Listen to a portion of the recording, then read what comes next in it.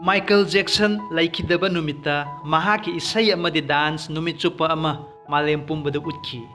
Paul Walker laikidaba numita mahaki movies adu numit chupa ama utki. Mia Khalifa laitaba numit adudana kamaina tauba. Hello to all my lovely dear friends. Isay sel marumapang mayambu RIKESH technique channel gi ngaidgi kokno na khoramjari. Ngasigi video asi aigi nungsiraba viewers mayam gi demand gi matung ina voting amadi comments ta khwaidagi masing yamna phangjabadagi semjabani tungdasu mayamgi mongolna nungai raba kanaraba mayamgi biography semangamjaba oijagi video asi mayamda phattaba wakhal sandokpa nachade adult industry gi lambi asida kari tawi amadi kamaina tawbono haibagi knowledge adu phangbinaba semjabani wari asi asengba ngaktani semjan sajanba nachade viewers karanadi ay haki channel asi subscribe tawbiu haijabada sawi subscribe asi tawbirabadi sana paibiriba mobile laptop natraga computer aduda ay hangna semjariba video fangbigani haijabani all bell button click tawragana ahanba notification isagi mobile da fangbigani asigini asida saufam thokte haina sukhalli amadi comments da please negative wahai thambirakanu Mia Khalifa mingasi tabada swai lauba imung manung family gi mamangda wari libada ikainaba adubu lona mobile desktop laptop ta mayamna yengnaba yeningdaba di saba aduna bu Instagram da Mia Khalifa gi 17.4 million followers oribasini. Anyway, let's come to the topic. Ngasigi video sitagi Mia gi personal life story, date of birth, profession, boyfriend, karamba school college tamkiba, net worth, income, favorite, hobby, karamna porn industry asida Lakhibano, controversy karigi oikibano, kari awaba mayok na ki, Houjik na Kari Touri, life journey pumnamak ngasigi video sida fangbigani. Maramaduna ay nungsiraba viewers mayamna video si haubadagi loiba fawbatang yengbiu. Atopa sagnarabi biography kuntra mari hena ay haki channel da fangbigani. Maramaduna video mayam asibusu matam kaithokpiraga sungsoy-soy na yengbiu. Loina na isay sel marumapang mayamna please WhatsApp group, Facebook group, Instagram, social media gi angama makay friends sing dasu video si share to biu. Mia Khalifa gi atopa ming adudi Khalifa, Mia Kelista amadi Sarah Jo Chemon Sukawi. Date of birth 10 February 1993. Birthplace Beirut, Lebanon. Nationality Lebanese and American. School Massanutten Military Academy School. College The University of Texas EI Paso, USA. 2014 the world #1 on Google search for porn. Top 10 porn star gi manung da top 5 chusanki. Net worth asi $15 million. Monthly income $30,000 to $50,000 per month. Home New York, US ta masamaki mayum sulay. Cars collection Bentley Continental GT Speed, Audi A8, BMW 5 Series, amadi Ferrari sulay. Favorite games football. Favorite football team English Premier League club amadi West Ham United. Favorite place Switzerland. Hobbies playing football and watching, cooking, listening music, watching movies. Hair color dark brown, eye color black, height 5 feet 3 inches, weight 55 kg. Social media portfolio da Facebook, Instagram amadi Twitter da Mia Khalifa haina fangbigani amadi masama kisu YouTube channel lay madudi Mia Khalifa official haina hojik fawbda 204,000 subscriber haina Lairi amadi website twitter.com/Mia Khalifa dasu mayamna yengba fangbigani. News media amada interview tawkhiba adult industry toklaba matung Mia Khalifa amadi reporter gi wari taminasi mayamna. Hello Mia Khalifa, welcome to BB News. Thank you so much. Reporter na hangki malem pumbada yamna ming lairaba misak amasu oiri. Instagram dasu millions of followers Lairi asigi yamna sawarba maram hairagadi adult industry da thabak tawrambagi maram amasu oiri. Asigi marakta kari awabadi mayok na biki. Mia Khalifa Hoy achumba ngaktani adult industry asida toklaba matung dasu manunggi naharol singna aigi Instagram account hack tawki. Instagram company nasu aigi account thingjanki. Aina su adugi matung sahi amamuk account hangkhide. Ai hak isai thanta ikaiba reporter na hangki. Google da Mia Khalifa haina search tawba matamda adult star haina thokliba sidi pokpa ngamlaroidaba dak amani asida kari hainini Mia Khalifa Oi chumi adubu asidagi lapthoknaba ai kanna honajari reporter na hangki aina hainingdana panghai haibasu nati matam asida internet amadi google haibasidi type tawbada paw pumna makhangi hojikti Mia Khalifa ai google yamna budi sijinade adubu kharadi onthokpa pami asigi matang asi atop amana website amalai ai hakna sijinaba nati adubu homepage google asida mayamna khali aina sijinabani haina ai hakki tonganba website wikipedia dasu piri asida ai hak sijinari adugi ahenba sijinaba leite government gi mateng laurabasu kanaba amata leite reporter na hangki karamna adult industry asida lakhibano Mia Khalifa nongma industry asi kamaina tawba jano haina yengma chatki mafam asi Florida US da lei office manungda sangba matamda aibu yam phajana welcome tawbirakhi thabak tawriba mayamasu yamna nungaina harauna leibasu ui numit nini suba matam aduda document da sign taw haina paper pirakhi sel yamna phangani ataisu kayama hairakhi reporter na hangki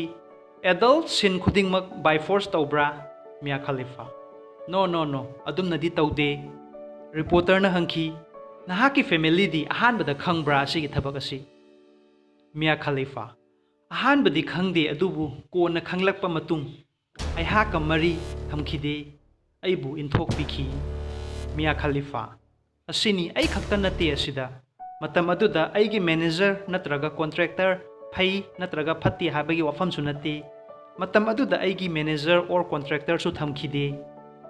reporter na hangki sahi kunmathoi subata ngairi matam aduda guide tawbinaba kanamta su leite haibasibu kamain tawbijano Mia Khalifa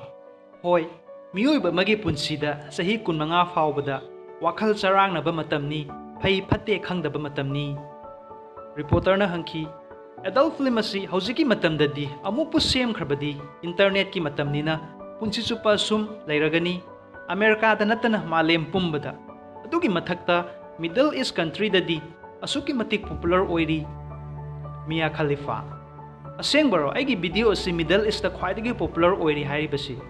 aduka Middle East miyoi singna aibu hatpagi attempt tawriba come on that's not fair reporter na hangki adult industry asida number 1 oiki malem pumbana sakhangki sakhangbiriba siga loinana sale su matik chana phangbibra Mia Khalifa no of course not fangde adudi adult industry asida ai amuk hanna thabak tawbusu pamdre tawge haina su khandre chamna leiba pami aina soikhiba dak hojik phawbu koktri adubu asini punsi haibasi nungai tabak kaya ma leirabasu miya mamangda asum smiling face ulibasini thank you so much Mia Khalifa ekhoigi BB news asida matam kaithokpiraga interview pibibagi damak ngamkhai letana harawa phongdoksari marak thatna iramdam asigi thauna leiraba youtuber sing madudi ahanbada game ni channel da gaming style kawa channel ani subada entertainment channel da Jenison Maitai amadi ahum subada musical channel masana phajadaba haibasi su awaba amani nupi ai khoidi phajare wai thire wai haiduni pakhang masa mayamna hobirakpa aduni pamlibasi adubu kanamana tana hobirakte matam aduda aina khanki ngasi noi mayamna aibu thausabide matam ama lakhini aigi ningda koitan tanahange haina khanki asum tawduna school lorba matung University of Texas ta BA in history lawki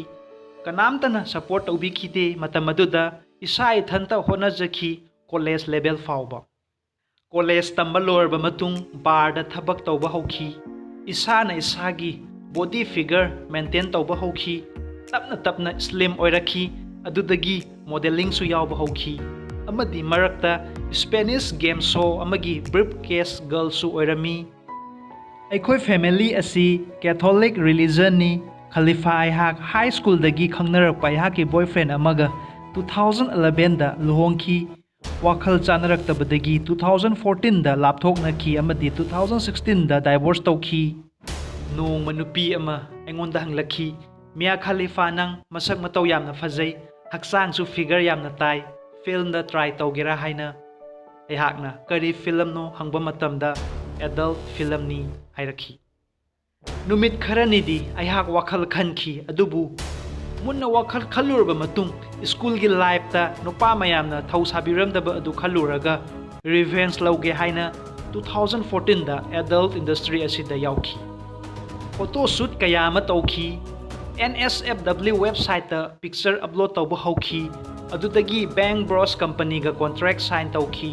adult ꯐꯤल्म ꯀꯌꯥ ꯑꯃ ꯁꯨꯠ ꯇꯧꯈꯤ꯫ Adult ꯐꯤल्म ꯑꯃꯗ ꯍꯤꯖꯥꯕ dress ꯁꯦꯠꯂꯒ shooting ꯇꯧꯕ ꯃꯇꯝ ꯑꯗꯨꯗ ꯀꯣꯟꯇ꯭ꯔꯣꯚꯔꯁꯤ ꯌꯥꯝ ꯆꯥꯎꯅ ꯊꯣꯛꯄ ꯍꯧꯈꯤ, ꯃꯔꯝꯗꯤ ꯍꯤꯖꯥꯕ ꯍꯥꯏꯔꯤꯕ ꯗ꯭ꯔꯦꯁ ꯑꯁꯤ ꯃꯨꯁꯂꯤꯝ ꯁꯃꯥꯖꯇꯗꯤ ꯃꯨꯁꯂꯤꯝ ꯅꯨꯄꯤ ꯃꯌꯥꯝꯅ ꯁꯤꯖꯤꯟꯅꯔꯤꯕ ꯀꯜꯆꯔꯦꯜ ꯗ꯭ꯔꯦꯁ ꯑꯃꯅꯤ꯫ ꯑꯁꯤꯗꯒꯤ ꯃꯈꯜ ꯃꯈꯜ ꯃꯨꯁꯂꯤꯝ ꯀꯝꯃ꯭ꯌꯨꯅꯤꯇꯤ, ꯅ꯭ꯌꯨꯁ, ꯃꯦꯗꯤꯌꯥ ꯀꯌꯥꯗꯒꯤ ꯀꯟꯇ꯭ꯔꯣꯚꯔꯁꯤ ꯍꯧꯈꯤ꯫ ꯃꯅꯨꯡꯒꯤ ꯅꯍꯥꯔꯣꯜꯗꯒꯤꯁꯨ ꯏꯃꯦꯜ, ꯇ꯭ꯋꯤꯇꯔꯗ ꯑꯀꯤꯕ SMS ꯀꯌꯥ ꯑꯃ ꯊꯥꯔꯛꯈꯤ꯫ ꯃꯇꯝ ꯑꯗꯨꯗ ꯑꯔꯕ ꯂꯩꯕꯥꯛ ꯑꯃꯗꯤ ꯃꯥꯂꯦꯝ ꯄꯨꯝꯕꯅ ꯑꯩꯍꯥꯛꯄꯨ ꯚꯤꯗꯤꯑꯣ ꯒꯨꯒꯜꯗ ꯁꯔꯆ ꯇꯧꯕ ꯍꯧꯈꯤ, ꯑꯩꯍꯥꯛ ꯑꯁꯤ ꯀꯅꯥꯅꯣ ꯍꯥꯏꯅ꯫ 1.5 ꯃꯤꯂꯤꯌꯟ ꯚ꯭ꯌꯨꯁ ꯃꯌꯥꯝꯅ ꯁꯔꯆ ꯇꯧꯈꯤ꯫ ꯄꯣꯔꯟꯍꯔꯕ ꯋꯦꯕꯁꯥꯏꯠꯇ 2014ꯗ ꯔꯦꯡ ꯅꯝꯕꯔ 1 ꯑꯣꯏꯈꯤ꯫ ꯑꯣꯟꯂꯥꯏꯟ ꯗꯦꯇꯤꯡꯁꯨ ꯇꯧꯈꯤ꯫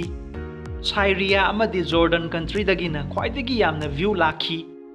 ꯏꯟꯇꯔꯅꯦꯠꯇ ꯕ꯭ꯔꯤꯇꯤꯁ ꯃꯦꯟ ꯃꯦꯒꯥꯖꯤꯟꯗ ꯄꯣꯔꯟ ꯁ꯭ꯇꯥꯔ ꯇꯣꯞ 10ꯒꯤ ꯃꯅꯨꯡꯗ ꯔꯦꯡ 5ꯗ ꯆꯟꯈꯤ꯫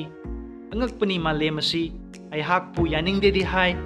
ꯒꯨꯒꯜꯗ ꯃꯇꯝ ꯑꯗꯨꯗ ꯈ꯭ꯋꯥꯏꯗꯒꯤ ꯁꯔꯆ ꯇꯧꯕꯗ ꯑꯩꯍꯥꯛ ꯇꯣꯞ 1ꯗ ꯂꯩꯈꯤ꯫ ꯕꯦꯡ ꯕ꯭ꯔꯣꯁ ꯀꯝꯄꯅꯤꯒ ꯃꯈꯥ ꯀꯣꯟꯇ꯭ꯔꯦꯛ ꯆꯠꯊꯒꯦ ꯍꯥꯏꯅ ꯁꯥꯏꯟ ꯇꯧꯈꯤ, ꯑꯗꯨꯕꯨ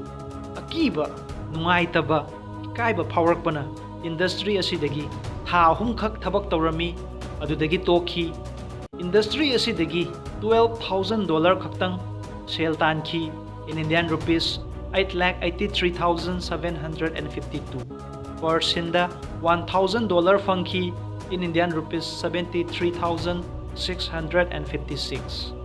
adult industry asidagi toklaba matung isa kariguma thabak ama tawge haina khanki thabak apply tawba chatpa matamda awaba kaya ama mayoknakhi miyamna phattaba mityeng da yengi adult film da utliba sin mayamasi asengba ama phawba nate actor actress mayamasi sel gi damakta tawba ngaktani aihaki tetu asi Lebanese ki national anthem amadi Lebanese force cross kini aihak social media da asum active lay Twitter da 2.3 million amadi Instagram da 17.4 million followers hena lay asidagi su income tali aigi boyfriend gi mingna Robert Sandberg mahak chef amani COVID-19 pandemic asina maram oiraga yumda asumi khara loinana Robert amadi aihak Mia Khalifa lohongki ai Houjik sports ki commentator oina thabak tawri social media Instagram Twitter dagisu income tali ai amadi aigi husband Robert aikoi ani yamna nungaina pali thank you New Year numitta surprise video ma fangbigani dollars ta yumda laina karamna aikoina mobile dagi income tanba yabagi haiba video mayamna nungsibiduna maramaduna RIKESH education asibusu subscribe tawsinbiraga thambiyu loinana all bell button su nambiyu maramdi aihakna video asi upload toba matamda isagi device ta hana fangbinaba students career counseling school goods like t-shirt iCard tie belt smart class software product advertising online income YouTubers SINGNA 1K subscriber plus 4K watching hours tips growth pambiba lairagadi screen da pizariba WhatsApp number asida text tobirau biography books earphones amadi product kaya ama Houjik video sigi description da link oina fangbigani video si WhatsApp group Facebook group ta please friends sing da share tobiu comments ta thambiramu video si kamaina tauba amadi mathang kanagi biography pambiba I love you all for my lovely viewers and thanks for watching my video. Thank you.